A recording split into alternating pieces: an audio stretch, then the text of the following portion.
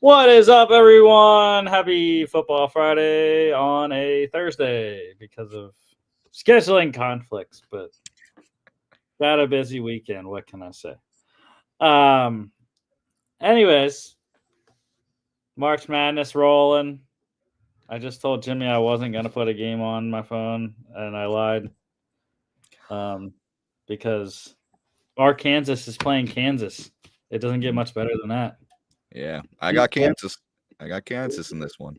Yeah, when do you ever have two Kansases Yeah, playing against each other? yeah, you got Kansas and Arkansas. I love that matchup. Yeah, yeah. Well, I got Arkansas. In Oh, one bracket, I got Kansas in another bracket. mm, So we shall see. Um, I'm sure it would be better for me if Arkansas won, but I also am pulling for the Razorbacks because what can I say? I was a roommate of 2 years with Mr. William Jones, who's from the great state of Arkansas. So, anyways, let's get to it here. Bucs Broncos mock draft tonight. We'll get that at the end of the show. But first off, nothing breaking news. Let's go to college football news. That one actually kind of is breaking. It happened probably about 45 minutes ago, I would say that I saw that on X. Cal has hired former Commanders and Panthers head coach Ron Rivera as their new general manager. So the continuance of professionalization of specifically college football, but college athletics in general. Um, we're just mostly seeing it in the Division One football realm. Continuing with a big hire for the Cal Golden Bears, obviously a alumnus as well. So, and there, I mean, it's not even like he has to really upgrade Cal because they have been pretty solid under blanking on their head coach name. I want to say it's Justin Wilcox is their head coach's name, but I could be wrong. Um, yeah, Justin Wilcox. See, and I knew it. Anyways, NFL news: the Browns. So the Browns gonna get a new stadium, and the Haslams, the owners of the Browns, are putting in some chump change, some pocket change, if you will. 2 billion plus. ooh, They are expected to invest in this new domed stadium. How do we feel about a domed uh, stadium in Cleveland? you know me. I'm a big advocate for keeping outdoor stadiums alive. We saw that snow game last year in Cleveland between the Browns and the Steelers. It was my favorite game to watch, just as an aesthetic uh, viewing experience. I thought it was beautiful. I hate the idea that another team is now losing the ability to have a snow game. Although I get it. More and more teams want their city to host a Super Bowl. If you're a northern city, you kind of just have to build a dome if you want to get it, you know, a Super Bowl bid. I mean, I get and I appreciate, I'm sure the city of Cleveland appreciates Haslam putting in $2 billion instead of putting the bill on the state of Ohio or the city of Cleveland. So, I'm back and forth. I'm glad he's not pilfering the city or the state, and I get the ambition of Cleveland hosting a Super Bowl since they'll never have a Super Bowl team. Just having one in the city, that'd be very cool for them. I'm sure. So yeah, I mean, I'm torn. I love snowy games, and taking away more opportunities for snowy games always wrecks my heart a little bit, but I understand it. Yeah, yeah. They won't have a Super Bowl team until they hire Rusty Miller as general manager. Um, but yeah, I like it. I like the architecture for sure.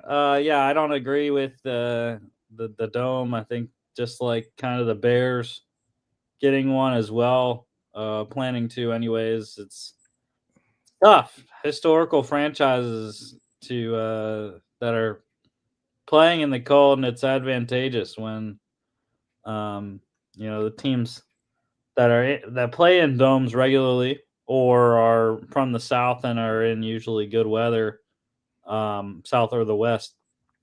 You know, they come to those cold games and it's rough because they're not used to it. We saw that 2 years ago. Dolphins in Kansas City, freezing, and did not turn out well for Miami. So yeah, it's interesting. Um, not that many cold weather stadiums left after those two get their domes. All right, let's talk rules proposals. So the NFL owners meeting is coming up next week. Um, so the teams were proposing new rule changes. First off, let's say screw the Packers. They officially proposed to the league, essentially to ban the tush push, stupid legalese language that they put, whatever they wanted to change the bylaws to. But yeah, it's a targeted attack because they lost in the playoffs. Their butt hurt, and I will reiterate Nick Sirianni. If you want to get rid of it, then stop it. Like, stop the play. It's as simple as that. If you don't want it to happen, then stop it. Yeah, I think it's a silly proposal. Not just because it's from the half breeds from Green Bay, but I think it's just dumb. It's a football play. It's complete. It should be completely legal. If there was a study done that showed an excessive amount of injuries to players because of the tush push, maybe there's an argument there. But we haven't seen that. We haven't seen a study or a noticeable trend into player injuries on a play like the tush push. So again, I'm cool with it, and I agree with Sirianni as much of a as much of a tool bag I think he is sometimes. I think he's got on the money here. It's like if you want to stop the play from happening, stop the play with your defense. Like, don't put yourself in the situation where a tush push is going to happen. And also just figure out how to stop it. It's a new play. So obviously when a new play is made, it takes a little bit to figure out. But I mean, you're old enough to remember 2 decades ago when the Wildcat was the biggest thing in the world and everyone was doing it and it worked like all the time. And then after like 5 years, it stopped working because defenses figured it out. Yeah. Teams are going to eventually figure out the tush push, and don't be a whiner and be like, it's too hard to defend. You got to get rid of it. It's like, no, just figure something out. Yeah, and the thing is, it's not even the Eagles anymore, right? The Bills do it very well. Also, they're probably the second best team to do it with Josh Allen, how big he is, and they get James Cook behind him and stuff. And they do the little bobsled thing that they call it up there in Buffalo. But yeah, I think the most miraculous thing about the brotherly shove in Philly is that Jason Kelsey retired and the Eagles still did it. They're still successful. And they did it in the playoffs with two different centers. They did it with Cam Jurgens and Landon Dickerson in the playoffs. It didn't matter. It doesn't matter who the center is in Philadelphia. The Eagles are going to be successful at it because of, one, how strong Jalen Hurts is, and two, then you get Saquon behind him, both squatting over 500 plus, and it's just I got AJ Dillon who has the quads of a god, right. And then you add the O line in too, and it's like it's wild.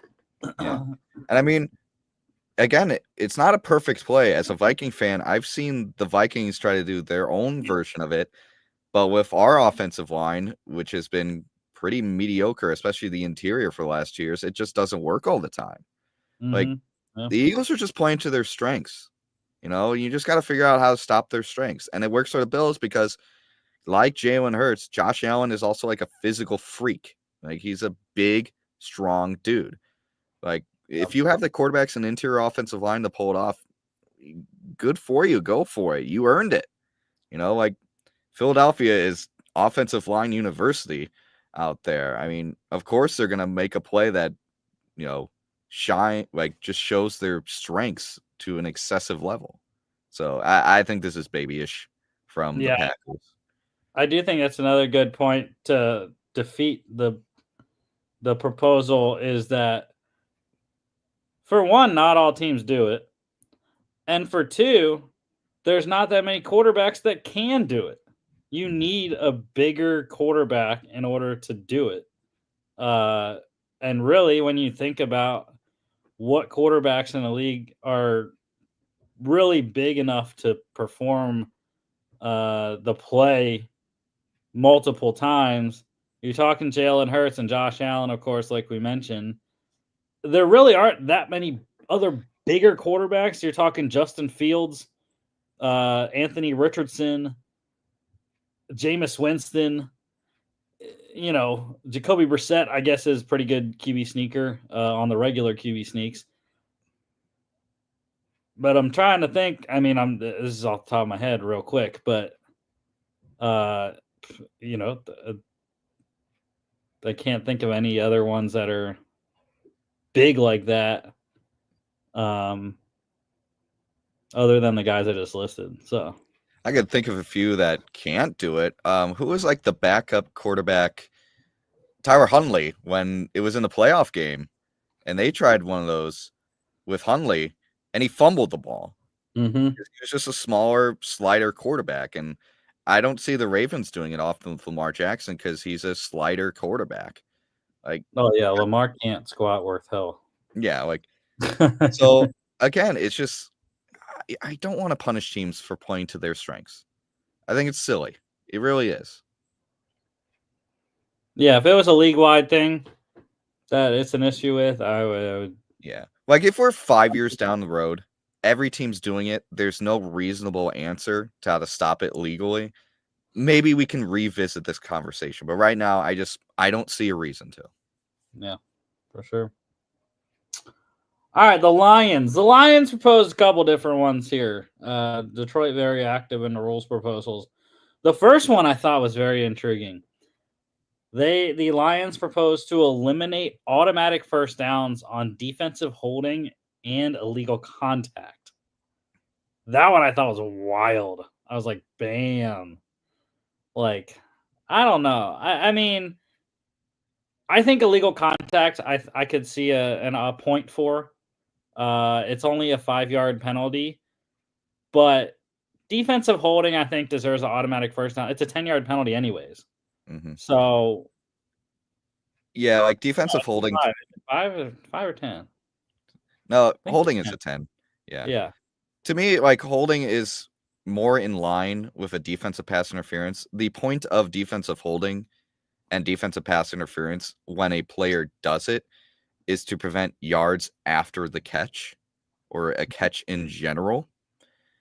So it's essentially trying to stop a first down illegally, which I can kind of see the argument for illegal contact, as you mentioned, because that contact is slighter and it doesn't rise to the effects of a pass interference or defensive holding. But again, defensive holding, the point of defensively holding a player, especially on a pass play, especially a receiver, is to prevent yards after the catch or a catch that couldn't be a first down. So I disagree mostly with defensive holding. I slightly disagree with illegal contact, but I could see the argument there. But yeah, an interesting proposal. I think illegal contact just makes more sense to negate the automatic first down, just because it's a 5-yard penalty for one. We'll just replay the down. And illegal contact can be done on a non-receiving player, right? Like a defensive player could have illegal contact on an offensive lineman. Oh yeah. Yeah. Okay. So I get that. Offensive lineman, it has to be an eligible receiver. Oh, it has to be an eligible receiver? Yeah. Oh, never mind then. I'm leaning towards keeping both. Because the point is to prevent a receiver from gaining a first down. So Not necessarily. You could illegal contact has to be past 5 yards.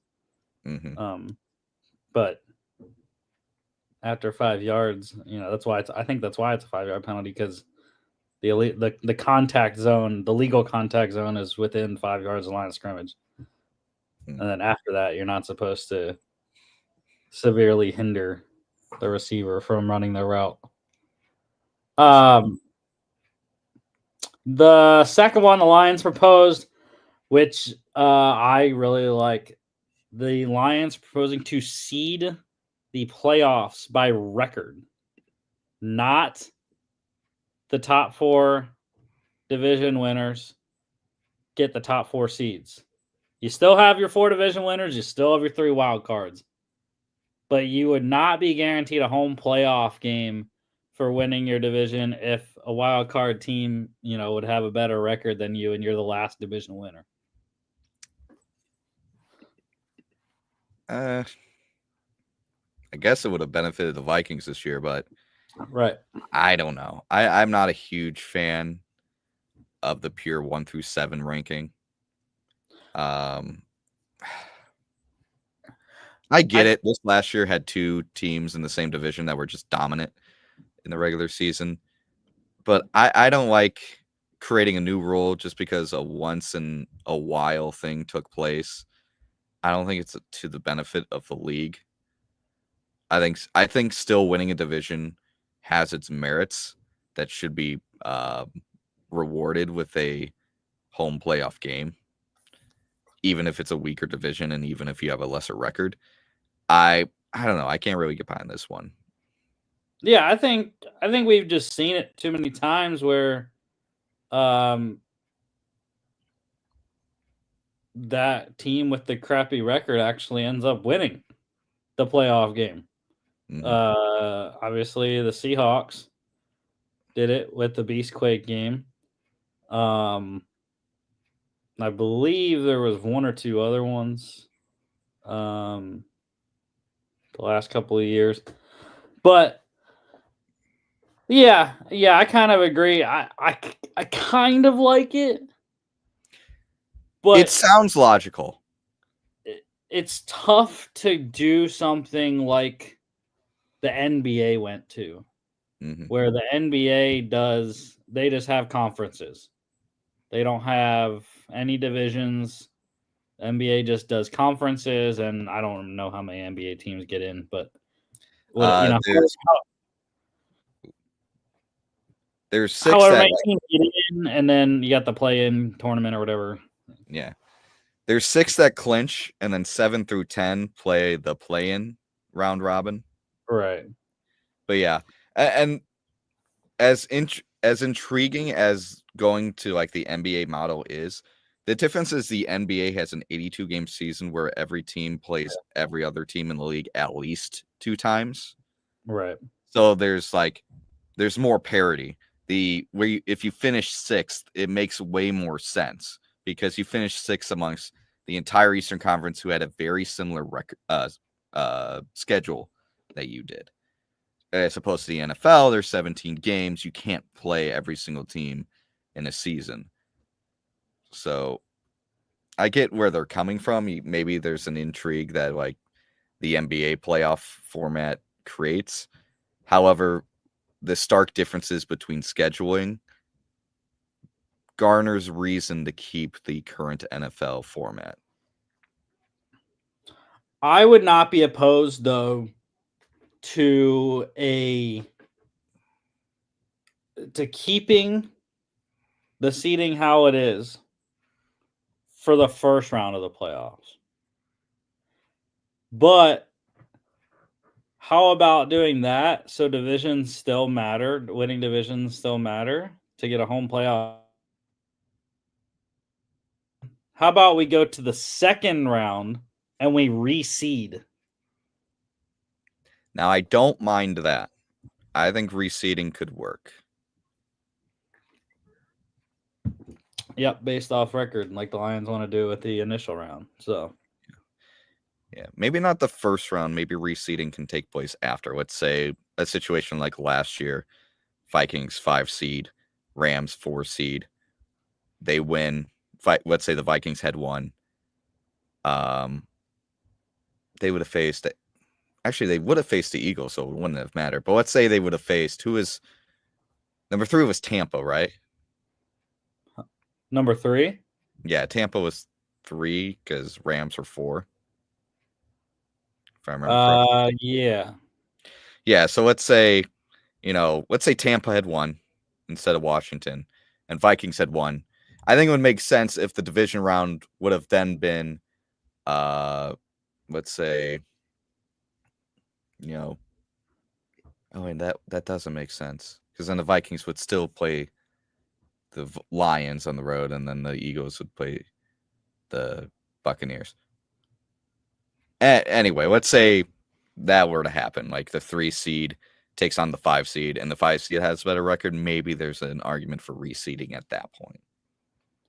Well, if we would have reseeded after the first round this past year, we had what? The Rams at 10-7. The Commanders were Commanders at 10-7 as well. Mm-hmm. The Commanders were at 12-5. See, there you go. Mm. So we would have had the Eagles, obviously, or actually the Lions had the bye. So the Eagles would have been still been the 2nd seed. The Commanders would have been the 3rd seed, and the Rams would have still stayed the 4th seed. So instead of Washington going to Detroit in the divisional round, Washington would have traveled to Philly, and the Rams would have went to Detroit in the 2nd round. Yeah, that makes sense. So it changed up a little bit. Anyways, that's my changed proposal to the Lions proposal. My rebuttal. And the third one, the Lions proposed to exclude from the 90-day or the 90-man roster in training camp on or before cut down day to the 53 players on IR that are placed on IR. Currently, unless they're designated to return. That's the full proposal. Currently, you have to keep a player that is placed on IR that you want to be available to return later in the season. You have to keep them on the 53-man at cutdown day. But what the Lions want is everyone placed on IR, whether they're going to return this season or not, they want all those players excluded from counting, from having to be kept on the 53-man through the cut down day. Which makes sense. You don't run the risk of losing some of your players on waivers that you might want to keep, but you can't because of the numbers game, and you have to keep your better players that are going to return later this season that are on IR. Because it's interesting because suspended players don't count. Players that are, I believe, that are going to be, no, actually, I think players that are going to be suspended still have to be carried through the cut down day, like the Bills are going to have to do with Michael Hoyt and Larry Ogunjobi. But yeah, I mean, I think that one makes total sense for the Lions there. Mm-hmm. And then finally, the Eagles. Eagles threw their hat in the ring for the overtime proposal that seems to come up almost every time. Every year we do this thing. We kind of want to change the overtime. The Eagles proposed to align the postseason and regular season overtimes. So each team gets a possession in the postseason. Not the case in the regular season right now. If you score a touchdown in the regular season, you win on the first possession anyways. I like it. And the Eagles also proposed moving overtime in the regular season to 15 minutes again instead of 10, which I like as well.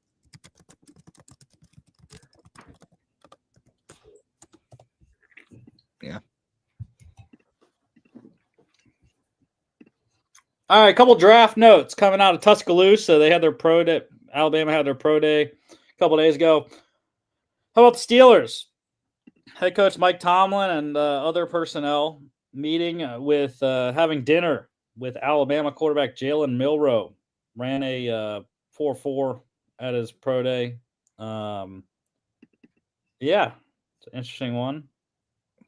Proposed day 2 quarterback. Steelers only have 1 pick on day 2 though, so don't think he would last until their third round. The third round, I think Milroe is more than likely going to go in the second round. But who knows? Steelers might surprise at 21. Please do not.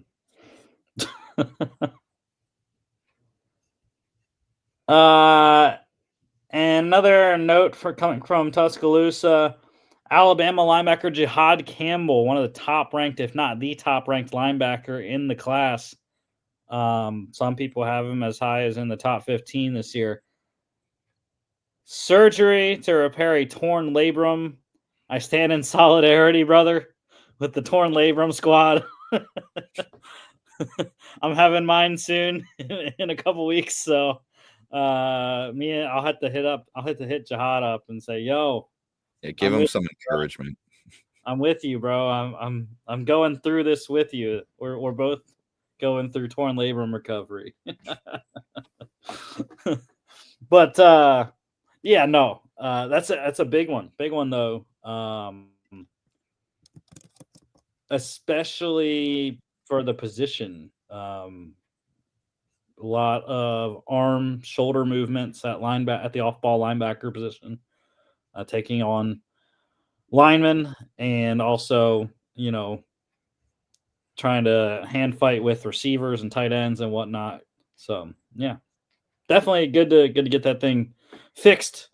But I don't think it will impact his draft stock.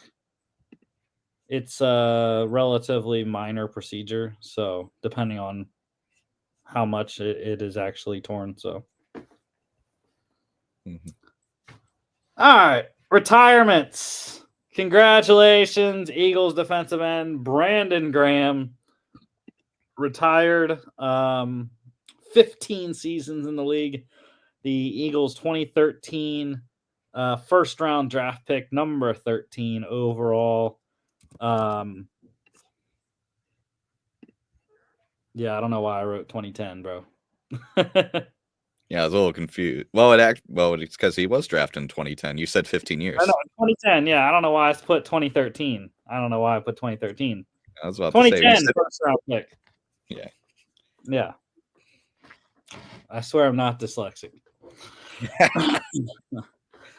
2010 first round pick.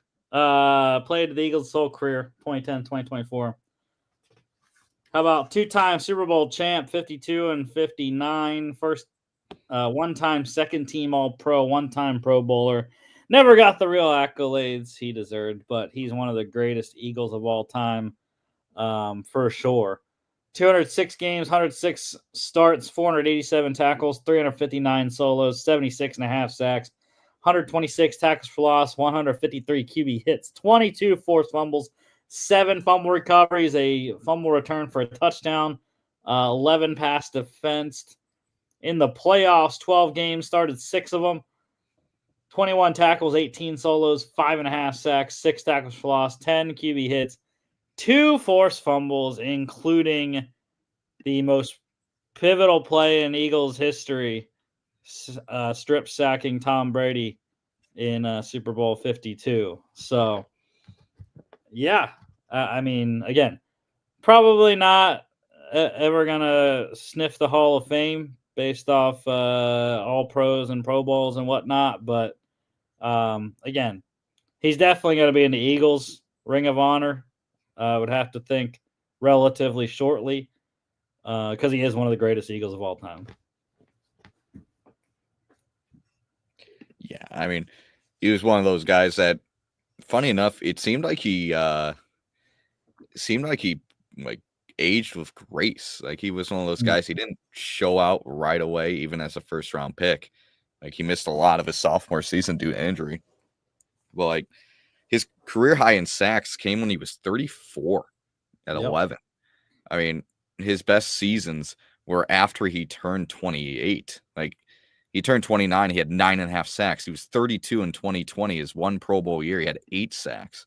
I mean, one of those guys that genuinely just like got better as his career went on, which is very impressive for a guy at his position. It's very hard as a defensive end outside linebacker to get better in your 30s, and he somehow pulled it off. Yeah, aged like a fine wine. But yeah, love Brandon Graham. It's definitely an interesting transition though. The last 2 years for Philadelphia, the leaders moving out of the locker room.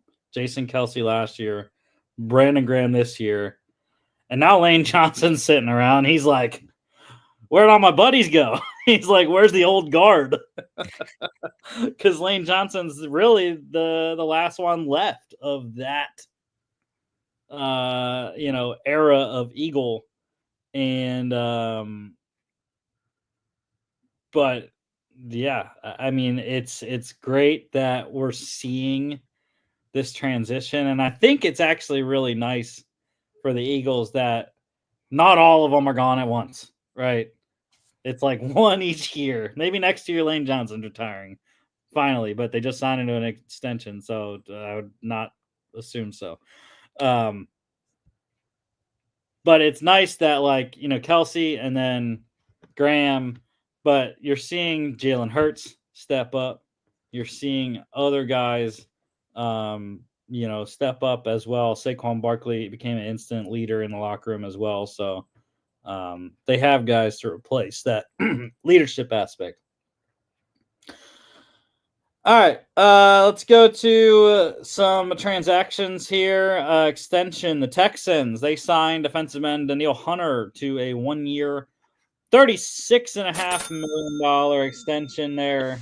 Essentially added money onto the end of his deal. So, re-signed the Commanders. They added money to a new wide receiver Deebo Samuel's deal.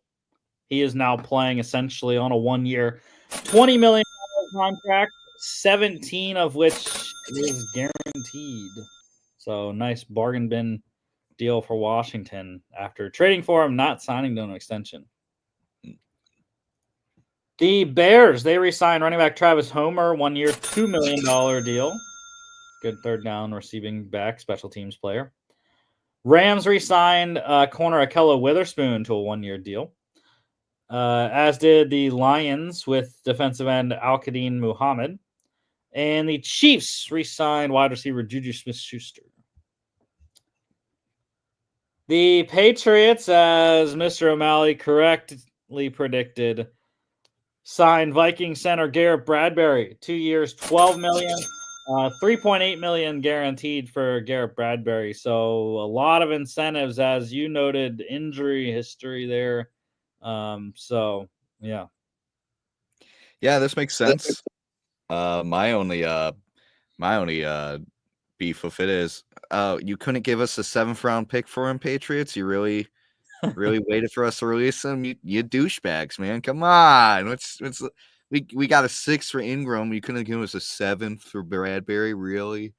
Well, I think that was more probably his contract. I don't know what his number was, but yeah, it was more of a contract thing. But yeah, good for him.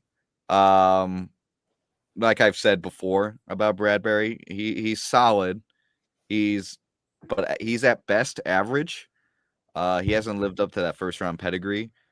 He's undersized for a center, and he does get hurt.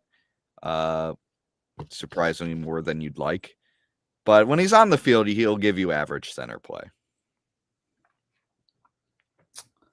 The 49ers, they signed Dolphins corner Siren Neal to a 2-year deal. Good depth corner and special teams player. Bunch of guys getting signed to 1-year contracts. Vikings, they signed Texans corner Jeff Okudah. Packers signed Chiefs wide receiver Mecole Hardman. Jags signed Eagles offensive tackle Fred Johnson. Patriots signed Titans linebacker Jack Gibbons. And then a bunch of other guys getting signed, presumably to 1-year deals, but not sure. Chargers signed Raiders center Andre James, staying in the AFC West there. Texans signed Vikings offensive tackle Cam Robinson. Vikings signed Falcons wide receiver Rondale Moore. Commanders signed Raiders wide receiver Michael Gallup, trying to make a comeback out of retirement. Lions signed 49ers corner Rock Ya-Sin. Browns signed Bears guard Tevin Jenkins, and the Titans signed Falcons edge rusher Lorenzo Carter. Tell me about the Vikings there, Jimmy. Okudah and Moore and Cam Robinson going to Houston. I'll start with Okudah. I mean, the obvious one. Vikings love their former 3rd overall pick bust that they can rehabilitate. They did it with Sam Darnold last year. They're going to do it on the defensive side. And if anyone could get the best out of Okudah, I believe it could be Flores. I saw someone tweet out that said, this is a Brian Flores heat check. Just let him get a project that he wants to do something with and see what he does. And I mean, how old is Okudah? I mean, he was drafted in 2020. I mean, he's only 26. I'm sure you could find some value in him. He didn't have a great year of Houston. Didn't play a lot. I mean, he only played 6 games. And he had a horrible year. But, I mean, his last year in Detroit and his only year in Atlanta last year, he had some signs of promise. But, this last year, I think he was dealing with injury a lot. He did not play really well. But, yeah, this is another project signing. I don't mind it. Rondale Moore, kind of similar. Guy that's been dealing with a lot of injuries, but still young. I see him very much as a guy that could, I would say, compete with that 3rd wide receiver spot with Naylor. But I mean, he had a solid season 2023. He missed all last year. But he's still only 24.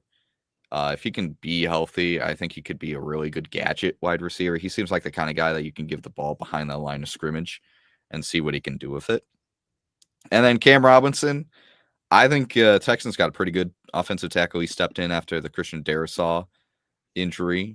He got traded for, and he really played well for a guy that basically stepped in and had to basically out of nowhere start on a playoff team. And good for the Vikes as well. This will get him a compensatory pick, probably like a 5th round pick next year based on compensation rates. But yeah, good for him. I think he should be the best offensive lineman for the Texans on paper. So yeah, for sure. He's gonna slide in the left tackle right away. Yeah, I'll just talk about the one Eagles player there, Fred Johnson to the Jags. I was surprised the Eagles didn't retain him. Depth offensive tackle. I thought he was really going to take a hold of the swing tackle job this year, but Jags getting a solid player for sure. All right, a couple of visits to mention before we hit the mock draft. Seahawks hosting Titans guard Dylan Radins. And the Patriots, interestingly, hosted Texans wide receiver Stephon Diggs. Torn ACL last year, but still wants to continue going. So maybe we see Stephon Diggs back in the AFC East. Nice. All right, no new news to talk about, so let's get to the mock draft here. Bucs, Broncos. Bucs got 19, 53, 84. Broncos 20, 51, and 85. All of their own selections. Pretty boring, I know.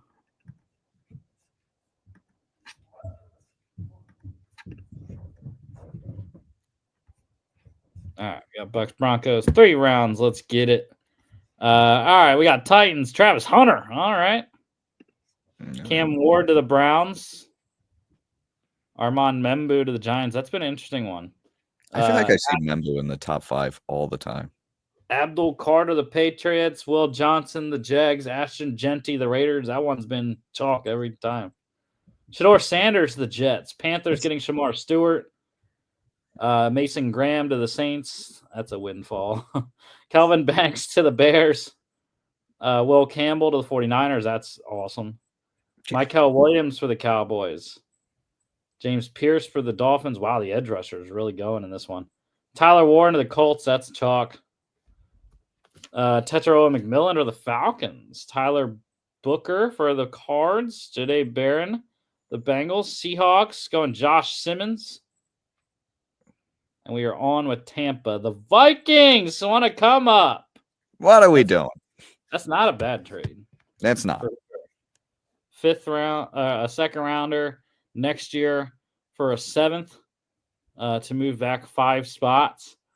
I do not like that one as much, but that's still not bad value.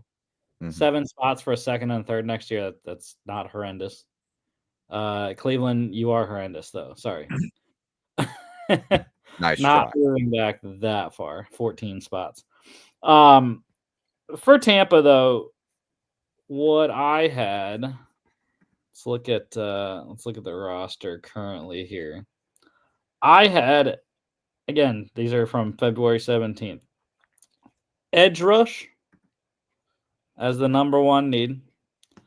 They did a little bit of that in free agency. They got Hassan Reddick, but obviously he's in his 30s now. They retained Anthony Nelson, which I really like. Drafted Braswell last year in the 2nd. Yaya Diaby 2 years before that in the 3rd. Jose Ramirez in the 6th 2 years ago. So I don't think Edge is as big of a deal. It could be, but I think they like the development that they've seen in Braswell potentially to become really that 3rd or 4th guy. Linebacker, also not as big of a deal. They re-signed Levante David and Deion Jones. They signed Anthony Walker from the Dolphins as well. But I do think it's an option. Jahad Campbell for sure, and Carson Swessinger in the 2nd round.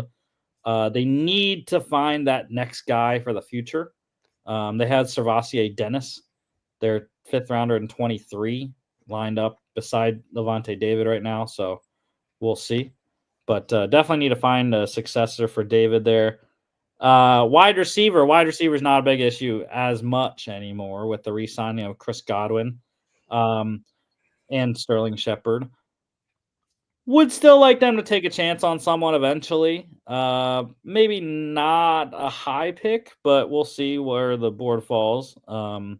Because I think they did hit on Jalen McMillan last year. Really came on down the stretch with Godwin injured. And Mike Evans for a couple games there as well.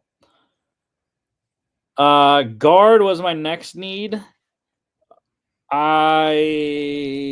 That's not as big of a need. They re-signed Ben Bredesen. Maybe draft one potentially for depth. They did draft Elijah Klein last year in the 6th round, though. And then finally, interior D line.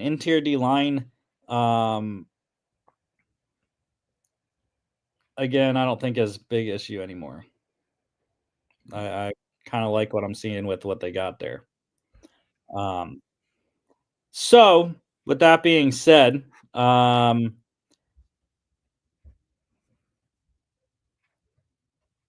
I would probably say,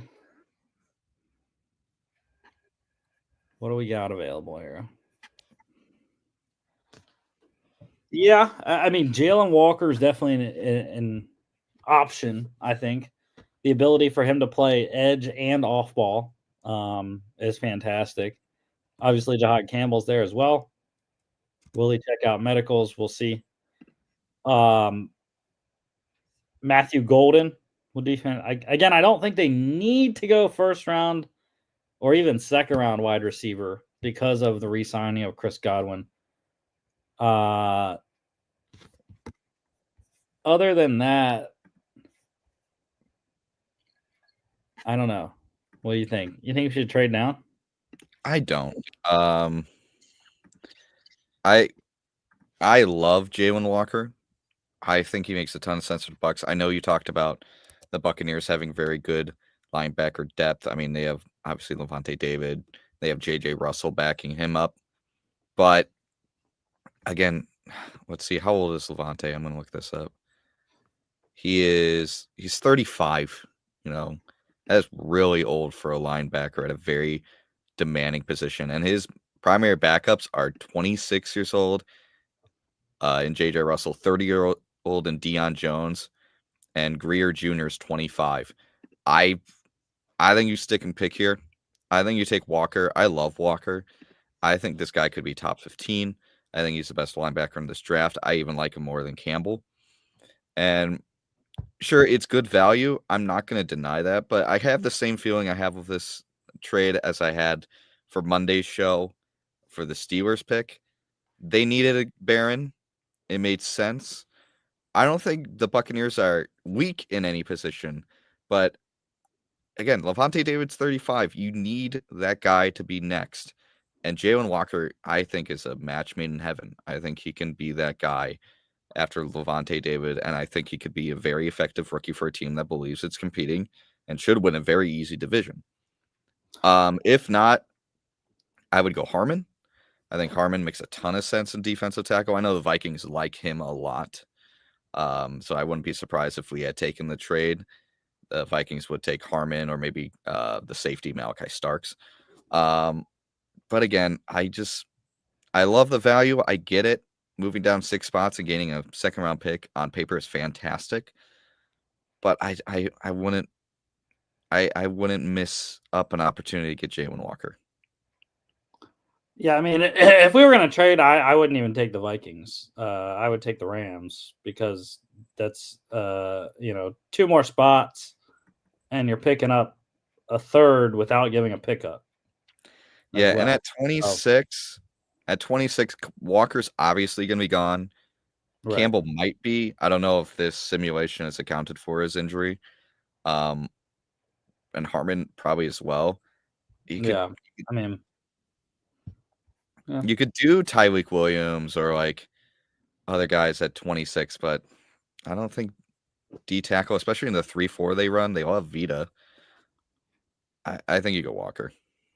No, I like it. It's an interesting dynamic. How you see Jalen Walker? Do you see him as an off ball? Do you see him as an edge?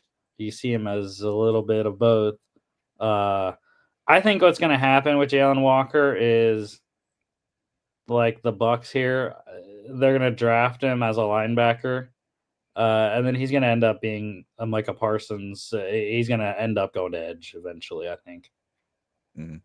And that's not bad because you mentioned earlier, like that they need depth at edge as well. Right. And Hassan Reddick's only signed a 1-year deal, so it's not terrible. Sorry, Saints, we're not moving down 20 spots. Yes, no. That's not enough value, Chargers. For one, because you have an AFC West tax you got to pay. Mm-hmm. And for two, this is the first round, son. We did not take a 7th round pick for 2 spots in the first round. Yeah. Oh no. A lot more than that. The Vikings again. I believe 191 is a 6th though, so we got to pay a little bit more to get that 2nd round pick. To move 1 spot less. I don't know where the what Quessy's thinking with that, trying to finagle us. I think he might be coming up for Starks. I think Starks or Harmon. I think because I like both those guys for the Vikings, and I think that makes sense.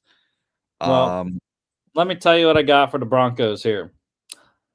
Running back's the number 1 need.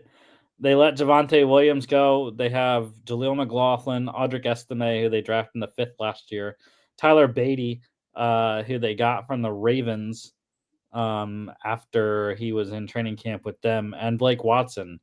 So those 2 guys undrafted last year. which I like those guys. Don't get me wrong, I like most of those guys, but they need a solid number one running back. There's only one guy left with a first round grade. That's Omarion Hampton. This is a very popular pick for Broncos. But before we do that, let's get to the rest of it. Tight end. Tight end's not a need anymore. Not as much of a need. I still think they should draft one later to have a developmental guy, maybe on day 3 potentially. Not a strong tight end class by any means, except for the top 2 guys, Colston Loveland and Tyler Warren. If the board's there where the running backs are gone and Colston Loveland's the only one left, I would say definitely is an option, but they're very low on Marion Hampton. I don't know why. Most people that I've heard have him in the first round with Ashton Genty. But I digress. Yeah, with Evan Ingram signing, though, tight end's not as big of a need. Wide receiver, I still think is a need. Cortland Sutton's been up and down, and I think his production, personally, I think it has dipped a little bit. They did draft Troy Franklin in the 4th last year. They signed Trent Sherfield from the Vikings this year. But they don't have a lot of depth, right? And Marvin Mims really came on. Devon Vele was kind of a revelation as a 7th round pick last year. But they need more talent. And I think wide receivers definitely in need. And we have a couple available. Interior D-line, I did a lot of needs for the Broncos. I did 6, actually, rather than 5. But interior D-line, interior,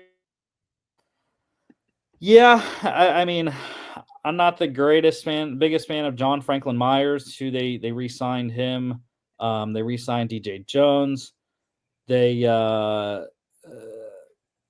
have a ton of quality depth, I would say, either. Malcolm Roach, their nose tackles are pretty good, but the backup defensive ends, Jordan Jackson, I have no clue who that is, was a straight free agent in 23. And Yoma Owuzurike, 22 4th round draft pick. So 22 6th round at Henningsen as well. So yeah, interior D line is an issue. I have tackle depth as well, which isn't really an issue anymore. They re-signed Matt Peart. So yeah, they're pretty solid on the top 3 tackles there. And then QB2 also not an issue anymore. They re-signed Jarrett Stidham, so they're good in that regard. So that leaves me with running back, wide receiver, and interior D-line, I think, as the biggest 3 needs for Denver. So we got options. Like I said, I think Omarion Hampton is a slam dunk home run pick right here. With how they rank it, though, I think we should take the Vikings pick, the Vikings trade, really. You have plenty of D linemen available. Tyleik Williams, Walter Nolan, Kenneth Grant, even Derek Harmon if he's there at 24. We don't know. And then you have wide receivers available too, with Matthew Golden probably going to be gone. But Emeka Egbuka, I think, would not be a bad pick, nor would I think Luther Burden would be a horrible selection either. So I think we should take the Vikings trade. I don't hate it. I like Golden a lot, Matthew Golden. I think realistically they would stick and pick Hampton here, but with how this simulation is, I agree. I don't think the 4 teams between are going to take him. So maybe Green Bay, but I doubt it. Steelers good. Steelers could, but I've done this simulation a lot. I don't see Hampton going often there. I would say if you want him, you just take him, and realistically you would. But in terms of value, this works, and I think realistically they could still get Hampton at 24. Vikes coming up for Siobhan Revel there. Malachi Starks to the Steelers. Oh, that's lit. Matthew Golden, there goes the Chargers. And Luther Burden to the Packers. So that's fine. Rams, 2 more picks, Jimmy. We're gonna let's doing it. We're gonna keep doing it. No, let's not tempt fate. 127 is a 4, I believe. back end of the fourth for 2 more slots. It's like That's those. not. It's like the TV games, right? Like, Yeah. do you want to keep going? Do you want to keep that one show's called Press Your Luck? Yeah. You want to press your luck because we still have 3 defensive tackles available and a running back, and 1 wide receiver. 2 more picks, Jimmy. No. I'm saying you stick and pick Marion Hampton here. I don't like tempting fate. I also I get this as a computer simulation, but I try to be as realistic as possible. The I think Rams and the Vikings, or the Rams and the Texans, they're not going to the pick them. Texans could take Hampton. That's the team I'd be worried about trading back. They make a ton of sense for Hampton, and even the Rams do. So, no, I'd stick and pick here. Okay. I would do the trade. I love accumulating draft capital. Colson Loveland to the Texans. Derek Harmon to the Rams. Commanders coming up for Nick Scorton, 29 and a third next year. Nick Eamon-Worry for the Lions. Donovan Jackson for the Ravens. Jahad Campbell to the Bills. Chiefs going Donovan Ezraku. Eagles, Gray Zabel. Oh, love that. Jonas Avainea, protection for Cam Ward. Jackson Dart to the Giants. That's a popular one that we've seen. Milrow to the Titans. Wow. Harold Fannin to the Jags. Ben Morrison for the Raiders. That's a great pick. Tyleik Williams for the Patriots. Xavier Watts for the Bears. Where are we at here? 51. I don't know if the Saints would do it because they need wide receivers too. I would like to come up here with the Broncos. Let's see who the Saints pick, but I think the Bears could move from 41. I think the Saints are going to take him though. All right, let's see if we can. Let's propose a trade. Yeah, I think it's 11 spots, but I think you have to. There's no way Emeka Egbuka should be here, and I don't think he will in real life. But so what's going to take for 11? Can we just use that second rounder? You could. I mean, use any second and then come back into the 40 spot. I think that's a great plan. To just use the Minnesota second that we acquired to move up.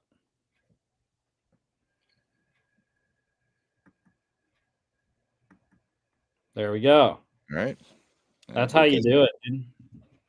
Get like picks, get picks. Love it. So yeah, let's go ahead and make Egbuka here. No. Yeah, no. Love it. Need some help at wide receiver. And really, I mean, you look at these first 2 picks for Denver. I mean, Bo Nix is just jumping for joy right now. Get him a running back and a wide receiver. Caleb Johnson to the Bears. That's a great one. Ariante Ursery to the Jets. Landon Jackson for the 49ers. There you go. Quinton Judkins to the Cowboys. Kenneth Grant to the Colts. That's a great pick. Azariah Thomas for the Falcons. I like that one. Trey Harris for the Cards. Carson Schwessinger for the Dolphins. Bengals going Princely Iman-Mielen. Seahawks, Wyatt Millum. Saints going Cameron Williams. That's a great pick for a trade back. Bills coming up for Walter Nolan.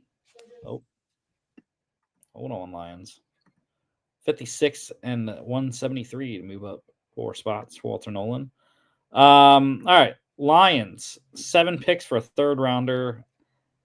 I'm not really in with that value in the second round. 8 picks, move up 2 rounds next year, and pick up a 4th. That's close in my book, I think. I would, but I love Mike Green. I know we have Jalen Walker, but I love Mike Green. Yeah. I mean, it's also very good value. Um, and like we said, Hassan Reddick 1 year deal. He's 30, and still waiting on Braswell. Braswell coming into year 2. I really liked him last year. I think you did too, right? I was a big fan of him. I'm a big fan of Anthony Nelson as well. He's been a good depth guy, rotational piece. But yeah, I don't hate it. Continue the depth or the youth movement at outside linebacker for Tampa Bay. The one thing I would say is potential Isaiah Bond would be a potential selection here as well.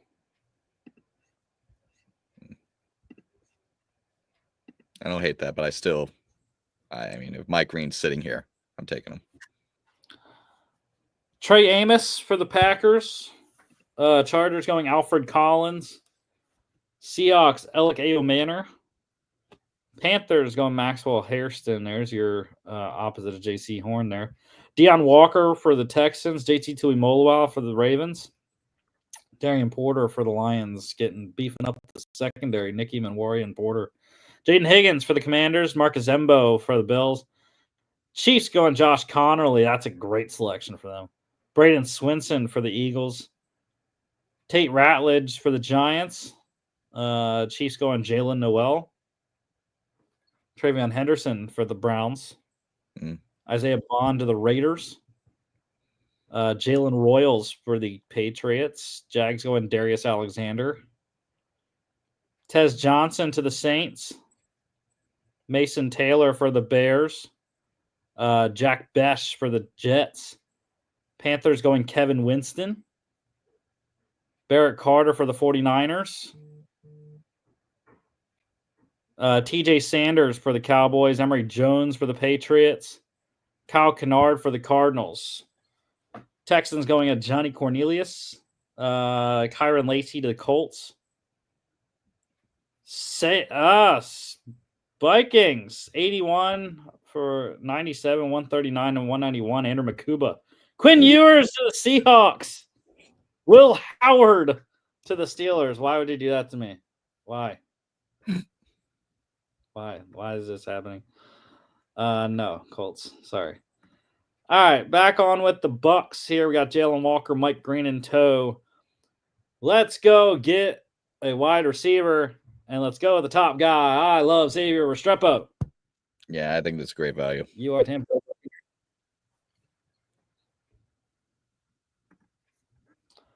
All right, we're on with the Broncos. 5 picks to move up 2 rounds next year. Oh, we got a Marion Hampton. We got to make Igbuka. Last biggest need I said was interior D line. So I am a fan of going Omar. Do I want Norman Lott or do I want Shamar Turner? I'm going to go Omar Norman Lott. It's a gut feeling for the Broncos here. Yeah, I personally like a lot. He's a guy I'd take a lot in mock drafts with the Vikings in the 3rd round if he survives this far. So yeah, I'd go Norman Lott.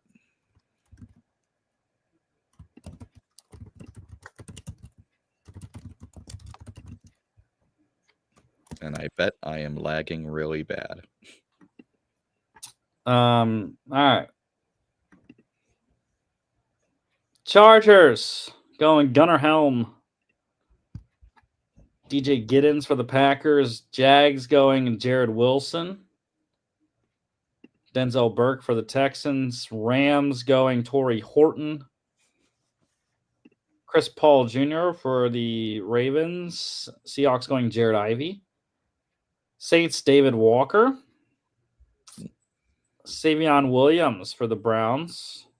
Shamar Turner for the Chiefs. Eagles going CJ West. Dylan Fairchild for the Bengals. Jalen Reed for the Dolphins. Lathan Ransom to the Giants. Dorian Strong for the 49ers. Rams go with Cam Scattaboo. And the Lions taking Josiah Stewart. All right, here we go. Broncos. O'Marion Hampton traded back a couple spots. Picked up a second from the Vikes. We used the second for the Vikes to trade up for a Mickey Igbuka in the second round. Omar Norman Lott for the third round pick here. Bucs. We stuck and picked with all three: Jalen Walker, Mike Green, Xavier Restrepo. Dude, I think this is the first one where I'm like blown away by both drafts. Mm-hmm. Yeah, I really like the Bucs. I like the Bucs draft a ton. Yeah, I like the Broncos a lot. I think for Denver, when you have your franchise quarterback, well, we believe is your franchise quarterback in Bo Nix, you give him weapons. And O'Marion Hampton, I think everyone is kind of in agreement. He's the second best running back in this draft. Emeka Igbuka, I like a lot. I don't think he's a pure wide receiver one. I think on a good team, he's wide receiver two. But Sutton, Cortland Sutton, is probably wide receiver one. Igbuka, wide receiver two. That makes a ton of sense. And Norman Lott, I love him a lot. Ha ha ha. Good joke.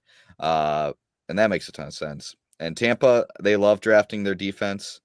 They believe in their offense a ton. Jalen Walker and Mike Green, that puts you in great position if you're Tampa to have long-term playmakers behind players who are franchise players but are in their 30s, and Levante David and Reddick. Having these two guys ready to go basically after a year of marinating, basically as a rotational piece behind. And then Xavier Restrepo, who I think can be kind of that toolsy wide receiver that does everything you want basically behind the line of scrimmage. I think he's the kind of guy that can get guys like Godwin and Evans more wide open down the field. So yeah, this is a great draft for both teams if this were to be the case.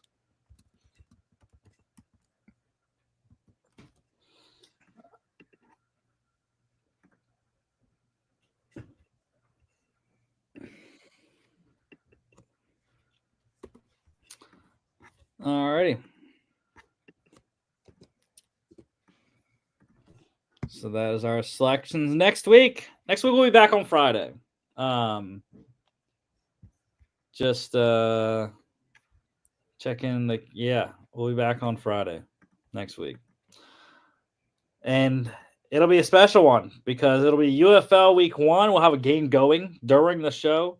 Probably be commenting on that a little bit, and continue our mock draft series. Falcons Cardinals next week. We got the Seahawks and Bengals on Monday. So I'm hoping we can get our boy John on here, talk Seahawks, but we shall see. Don't forget to follow us on all our social media at FAA Podcast on Instagram and X, FAA_bets on X as well. FAApodcast.com is our website. Check us out here on YouTube, Facebook, X, and Instagram, as well as Spotify, Apple Podcasts, iHeartRadio, and TikTok at FAA.podcast. And we will see y'all back on Monday. Enjoy March Madness weekend.